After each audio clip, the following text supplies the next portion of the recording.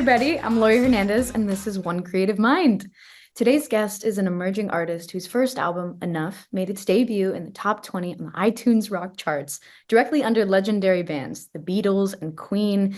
He has lent his beautiful voice to the background vocals for Christina Aguilera, and he's headlined tours throughout Asia. Here at home, he regularly performs to packed houses at some of Los Angeles' most storied venues. And luckily for us, he also cares passionately about mental health.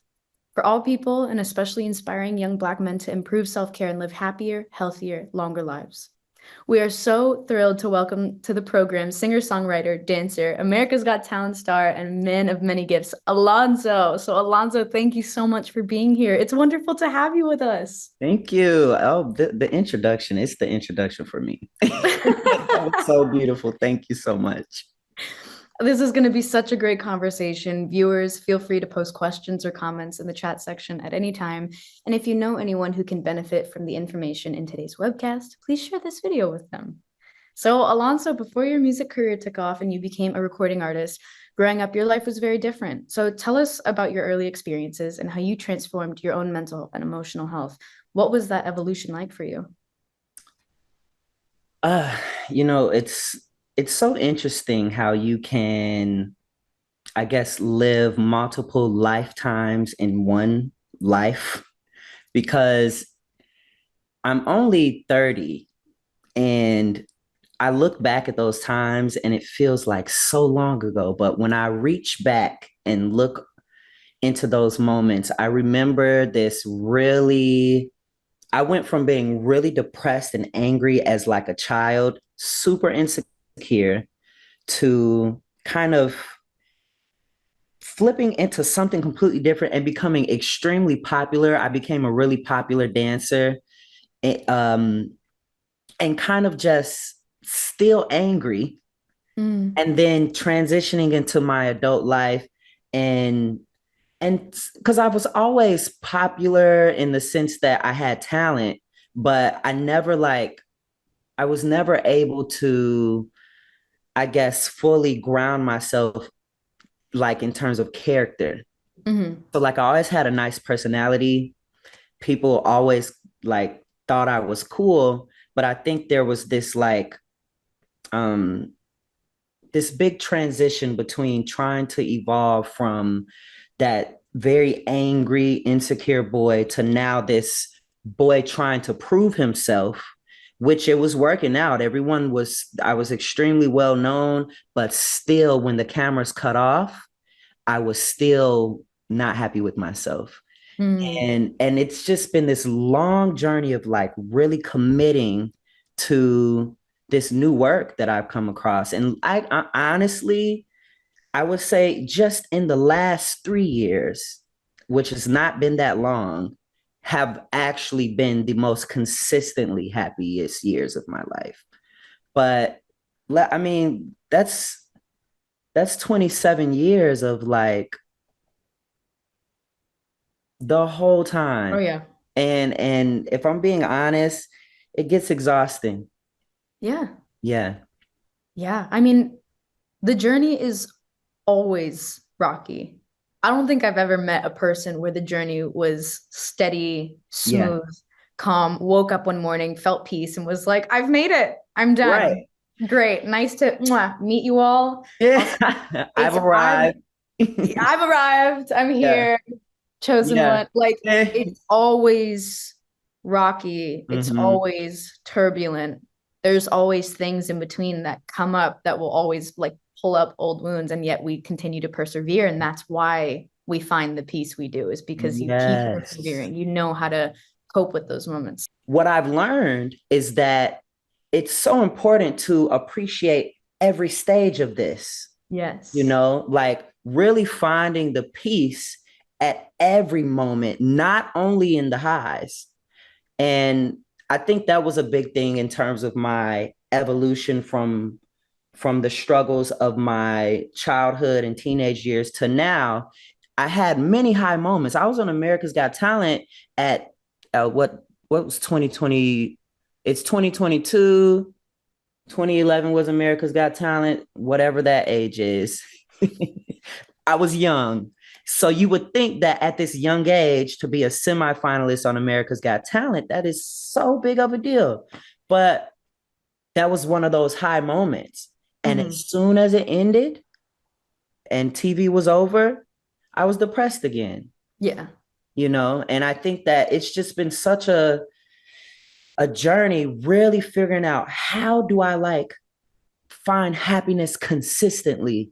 Yeah. What do I do so that I'm not just faking happy? And like I said, I think that it has a lot to do with working more on the character side of things. And I meet people all the time and they're just like, Alonzo, you're so talented. Like you should be so famous already. Actually, I told someone this in my dressing room last night.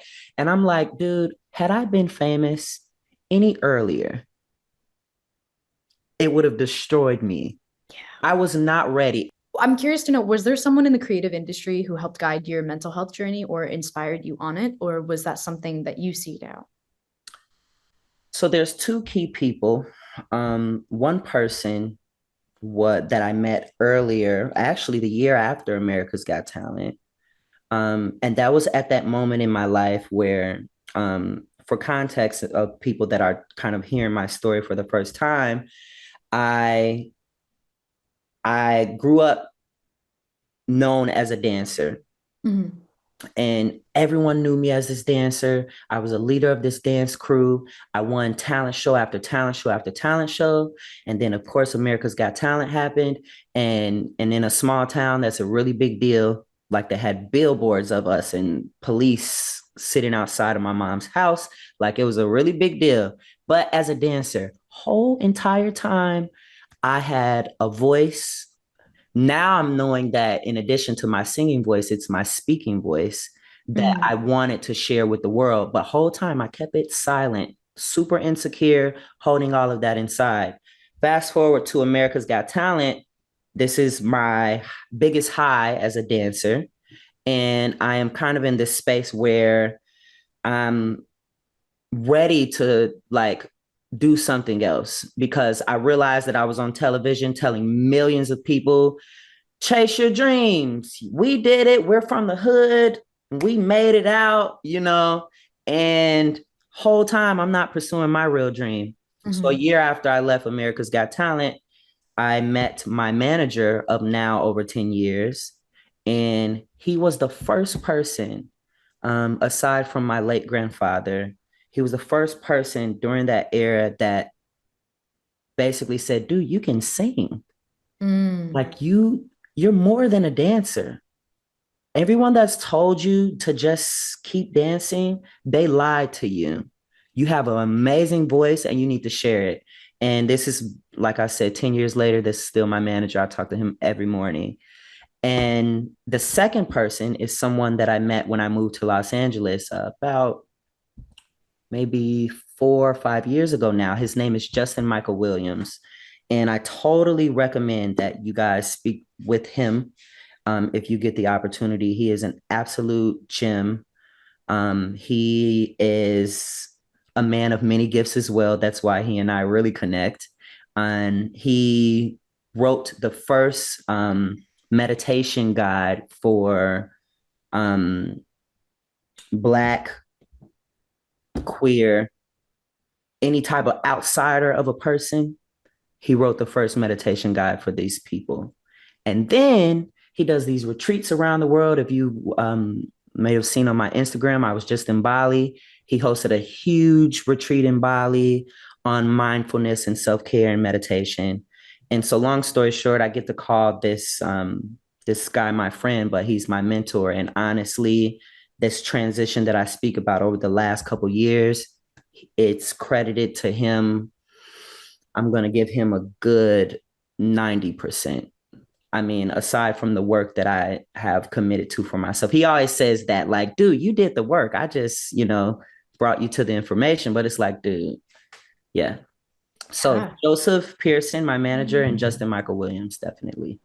It's brilliant that you have this team of people that you can rely on that had such an impact on you. Mm-hmm. I've had similar experiences where maybe I've been in a place and I had someone say, "There's more."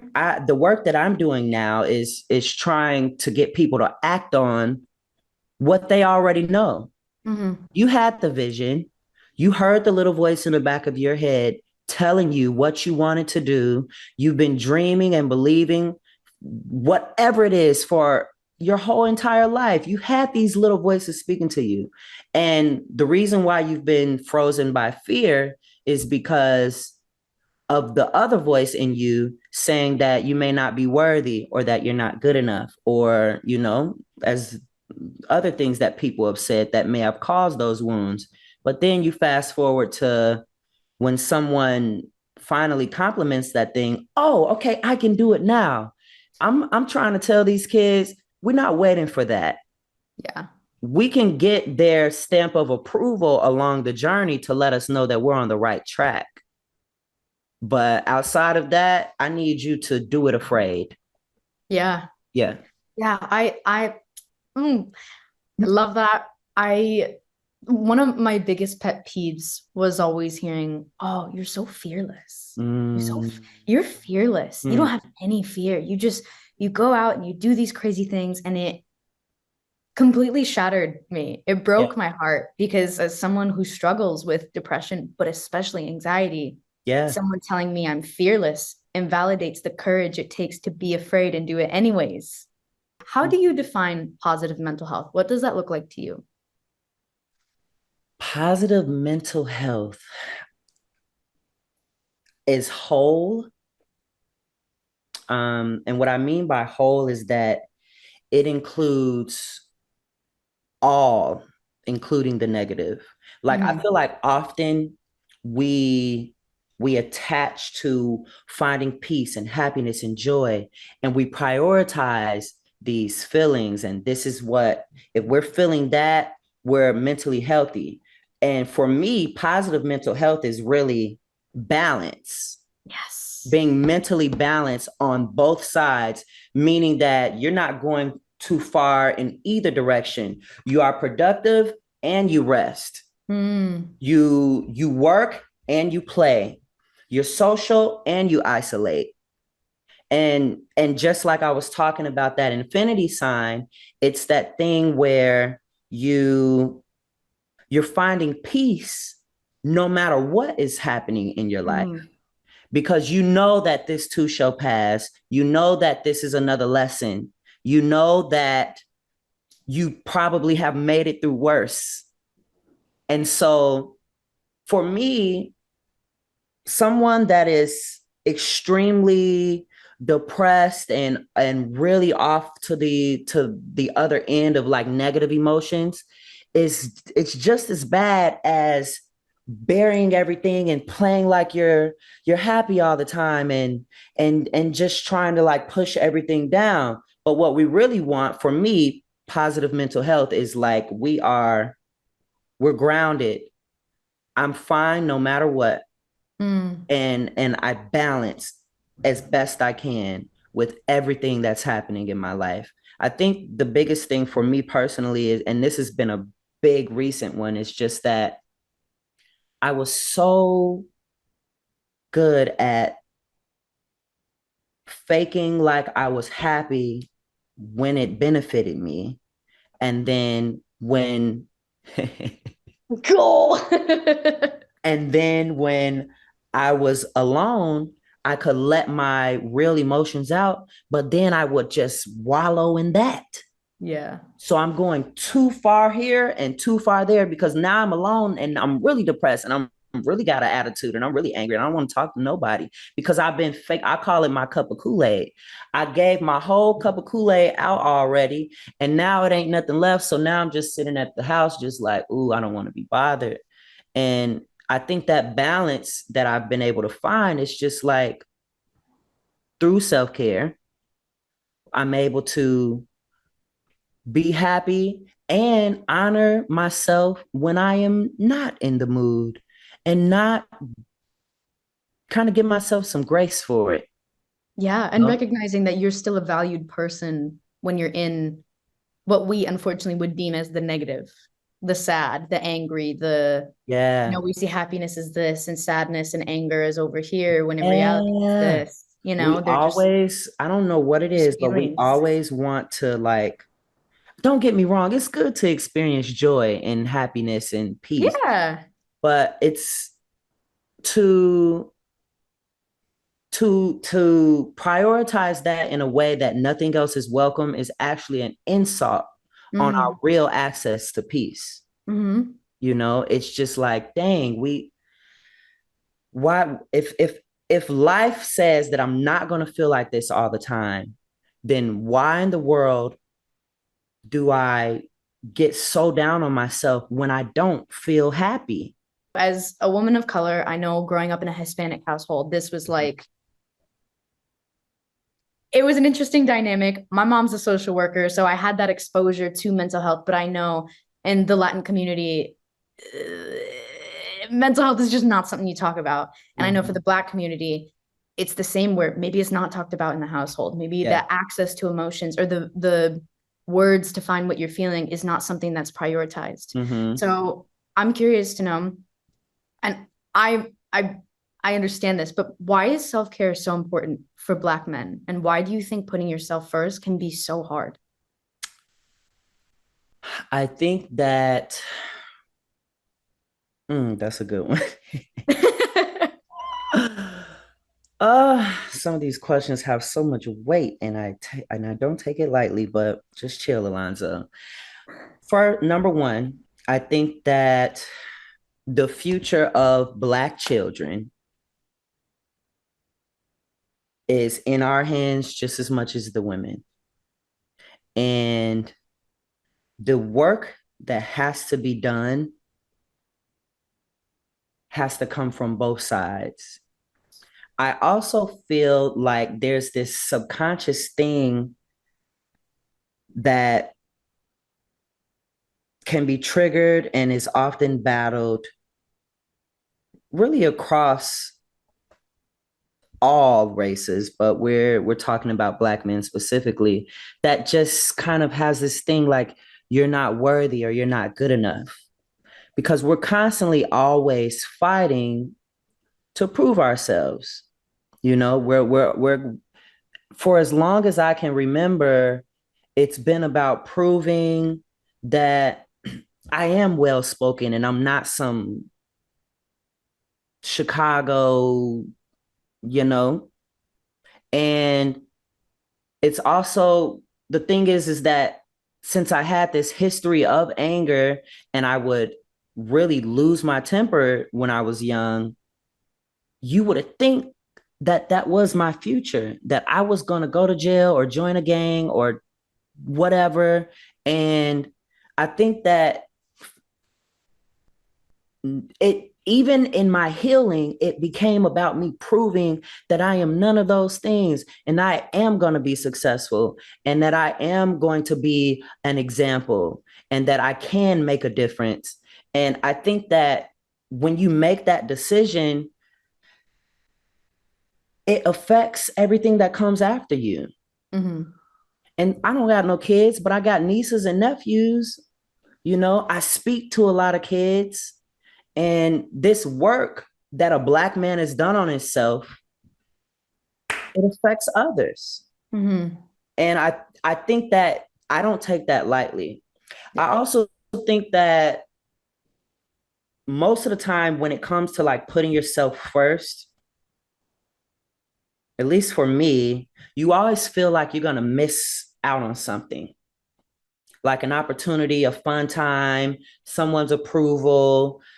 Like if I don't accept the invitation, like for example, this someone just reached out today. There's this for the last couple of years, I've done this musical every Christmas that's for charity. And this musical, super beautiful story, amazing cause. And they reach out to me every year, and I make no money or anything from it because it's for charity, and I'm committed. And this today he texted me, and I'll just read what I said. I said, so good to hear from you. Honestly, brother, I really do love what you guys are doing, and everyone involved is such beautiful energy. But for some reason, doing this show doesn't align with the things I'm wanting to do for free right now. Normally, I just say yes because it is charity, but I've been trying to do better with honoring myself and not saying yes when I really want to say no. Justin Michael Williams, the guy that I mentioned earlier, his quote is saying yes when you really want to say no is an insult on your intuition. So for me, when it comes to putting myself first, that means that sometimes I'm going to have to say no.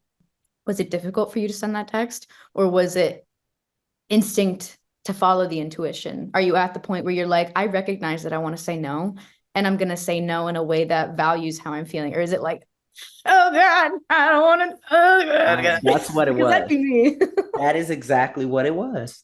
And when that happens, I know it's fear because, and I always tell people this, there's a difference between fear and intuition, as we know, but they feel very similar inside of us. A lot of times people think that really loud voice in your stomach that's feeling like, oh my gosh, like I can't breathe. Or a lot of people say, like, I felt it in my gut. Like it's just this really like loud voice kind of telling you what you need to do. A lot of people think that that is their intuition, and it's not. Most of the time, that loud voice, that big feeling in your stomach causing you anxiety, that is fear. Intuition comes through very still. It is not yell at you. It's very quiet. You know this voice. Yes. It has never yelled at you ever. Intuition is quiet. It speaks like, now you know. Intuition, the times that my intuition has kicked in, I feel it in my lower stomach. And it's something that creeps in and tells me. And it's like if I blink, I'll miss it. Yeah. It's quiet. I know when a voice in my head is telling me, well, don't do that. Why would you do that? And it's loud. I'm like, why are you yelling at me? Yeah. Yeah. Could you Why am I yelling at me? I got this. Yeah. Yep. Yes. So I'm very glad that you brought that up. I think a lot of people that are listening to this are going to connect with that because there is a differentiation between what is intuition, what is anxiety, and when do I listen? When is the right time? And the point is that you should always listen, but what you act on next is your choice. Exactly. How you work around that is your choice. So that's interesting. I'm curious to know, what does self-care look like for you? Do you have rituals or tools that you do? I got all kind of rituals. I'd say my first ritual is to check myself before I check my phone. And what that means is that, one, my phone is typically really far away from me when I first wake up. So I don't have the option to like grab it. I always wake up, I'll grab some water, I'll meditate. Morning water. Morning water. Morning water. Straight morning up. Water. That's the first thing that I do.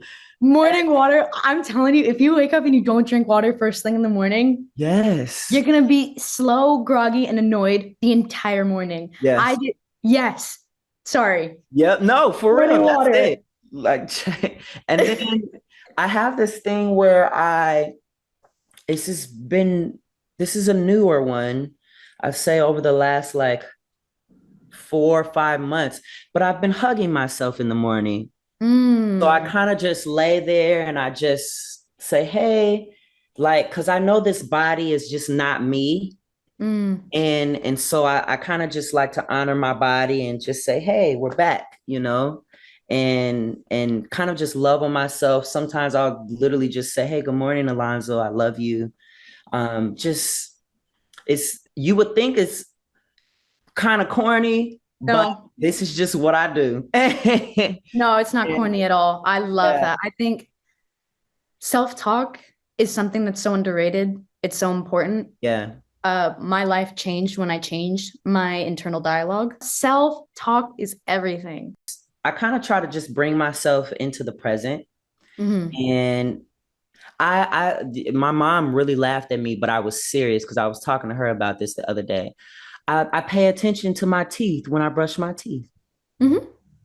You know, it's like when I'm in the shower, I am I am honoring this water and I'm watching it hit my body and I'm watching it. I'm seeing the I often we are like, oh, I gotta go here and then I'm gonna go do this. And then when I'm finished with this, I gotta check my phone, email so and so back. It's like, no, I got my good teeth right here. Hey teeth, how you doing? I Hmm. think that just drawing yourself in the present, that's definitely one of my rituals. Really paying attention to exactly what it is I am doing in that very moment. Yes. And then I move to the next thing when I get there. Yes, to all of this. Yeah. I'm gonna make a little left turn Okay. into self-expression. I'm curious to know, how has your artistry and your creativity, your ability to self-express affected your mental health? Do you believe there's a strong link between the two?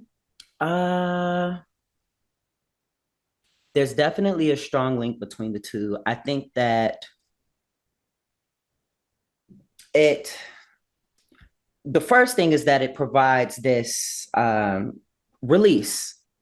And Mm, that's how it came into my life in the beginning, even as a dancer. And that's why I do have to honor that when I became a dancer, it was a real choice. My yeah. mom calls it my first gift. It was a real gift that I had discovered inside of myself. And it was a very conscious choice because it was something that would help me to release my anger. Hmm. And at the time, the reason why I was such a well known dancer is because I didn't dance like soft. I wasn't trying to be cute. Like the dance crew that went on America's Got Talent, we were like At it. hard. If we were dancing with no music, you would feel the floor shaking. You would hear our stumps and our grunts, and we would go like crazy. And that style of choreography came out of me because what the release that I would get from it was a release of anger. Hmm. And so transition into me being a recording artist and all of this different stuff, I can have that release through my music. But on the other side of, I guess, the link between expressing my art and my mental health, it was also starting to have negative impacts on me because I also battle with perfectionism. Mm, And you know, you create this beautiful art and you've released everything inside of you to write this beautiful song, but then you're shooting a music video and making social media content and trying to plan how to put it out with the world, and it suddenly becomes about everyone else again. And now your priority has now went from how can I show my heart to now how can I impress everybody with what I've created from my heart. And it's been this revolving door that I've really had to get control of, which is this is literally why on social media from TikTok to Instagram, I'm like really acting a fool all day. Like you're gonna get the serious moments from me. When it's time to be serious, I can be that. But I believe that I was trying to be the artist all the time, be the hmm. inspiration all the time, and they weren't seeing the human. I see. Yeah. So now when I want to wake up and dance and do the funky chicken and act crazy, that is the most authentic expression of myself. And it's allowing, it really set me free. Like being able to set my authentic self free on social media kind of, it's set me free in more ways than I can even speak of. It's just in the sense that I'm not worried anymore about how my art is perceived. Hmm. And so that now when I release things, I do it with integrity and I have this very clear mission, but it's still fun.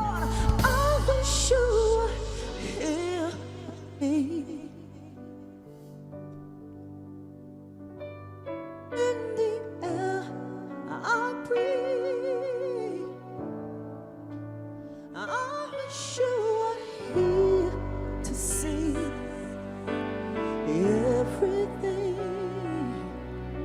I made of me.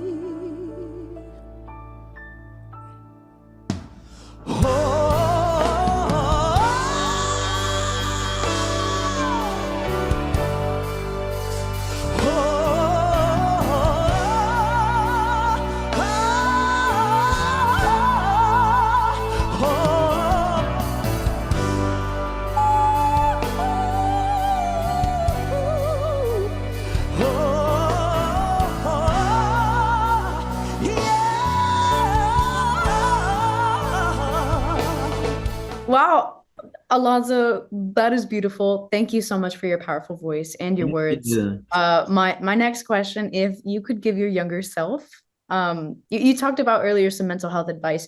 What would it be? Uh, I got an earful for little Alonzo. But I think if I was, I would just say surrender to the flow, Hmm. resist nothing and cling to nothing. That has been the one of the biggest keys to my consistent happiness recently. Hmm. It's that I don't resist anything that's happening. When it's happening, it's happening. I would just say surrender to the flow, Alonzo. What's going to happen is going to happen. And if you can just enjoy the journey, then you ain't got nothing to worry about. There's so much freedom and radical acceptance. Yeah. All right, my last question, finally, right now, today, what gives you hope? So, the first thing that really gives me hope, first of all, how old are you? I'm 22.